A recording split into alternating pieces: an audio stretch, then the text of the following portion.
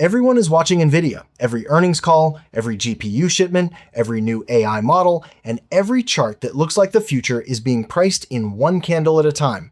That makes sense. For the first stage of the AI boom, chips were the obvious bottleneck.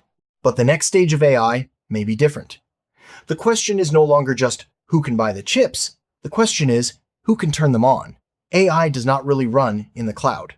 It runs in buildings, on land, connected to substations, fed by transmission lines, cooled by industrial systems, and powered every second of every day. So the next AI investment may not be in the graphics card. It may be in the grid.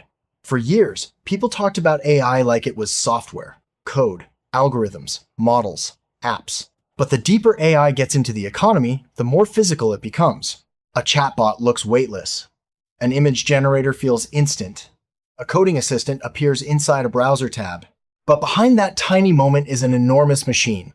Data centers filled with servers, servers filled with GPUs, GPUs drawing power, cooling systems removing heat, backup systems waiting for failure, and networking equipment moving data around the world. All of it needs electricity. Not sometimes, not when the weather is nice, not when the grid happens to have spare capacity, all the time. That is why the AI story is becoming an electricity story. Big technology companies are not only competing for engineers and chips, they are competing for power. They are signing long-term electricity deals. They are looking at nuclear power, natural gas, renewable energy, plus storage, and any place where land, fiber, water, permitting, and power can line up at the same time. That combination is harder to find than most investors realize. Now imagine a company buys $10 billion of AI chips. That sounds like victory, but where do the chips go? Is there a data center ready? Does it have enough power capacity? Is the substation built? Is the transmission connection approved? Are transformers available? Can the local utility serve the load without destabilizing the system? Can the company get power at a price that still makes the AI business profitable? This is where the story changes. A GPU can be manufactured, shipped, and installed on a business timeline. But power infrastructure often moves on a utility timeline. Permits take time. Grid studies take time. Transmission upgrades take time. New generation takes time. Transformer supply chains take time.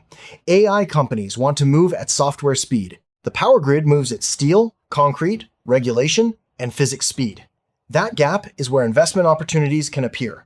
The first AI trade was easy to understand, by the companies selling picks and shovels to the AI gold rush.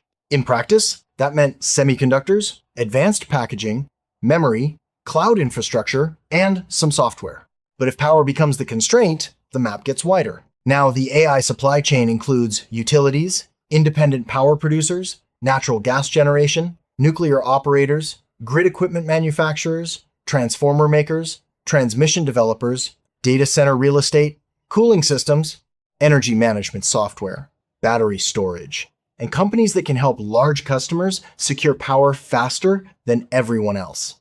This does not mean every power stock is suddenly an AI stock. That is the lazy version of the trade. The useful question is more specific. Who controls a scarce bottleneck that AI customers actually need? That bottleneck might be land near power. It might be interconnection rights. It might be a power purchase agreement. It might be a substation. It might be equipment with a multi-year backlog. The best AI infrastructure stories will not only say AI in a press release, they will show it in contracts, capacity, backlog, pricing power, and cash flow. The power grid was not built for this kind of demand shock. For a long time, electricity demand in many developed economies grew slowly, and utilities planned around steady, predictable growth. Then AI data centers arrived with a very different profile: huge, concentrated, reliability hungry, and faster than new infrastructure can be built. A data center might want hundreds of megawatts. A utility has to ask, who pays for the upgrades? Will local customers face higher bills? Can the grid handle the load during peak demand? This is why electricity is not just a commodity in the AI story. It is a gatekeeper. If a company cannot secure power, its AI ambitions stay on a slide deck. The mistake is to turn this into another simple slogan. AI needs power, so buy power stocks. That is not enough. A better framework starts with demand. Is it real? Look for signed data center contracts, utility load forecasts, announced capacity, and actual capital spending, not just management saying AI a lot. Then ask whether supply is constrained.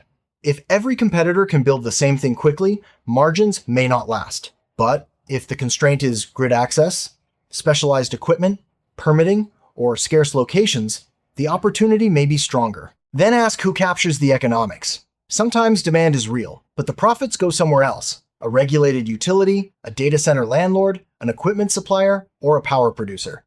And finally, ask what can break the story. More efficient AI models, better chip performance per watt, overbuilt data centers, regulator pushback, or electricity costs rising too far. Every technology boom has two stories, the story people see first and the infrastructure story underneath it. The internet was not only websites. It was fiber, servers, data centers, routers, and telecom networks.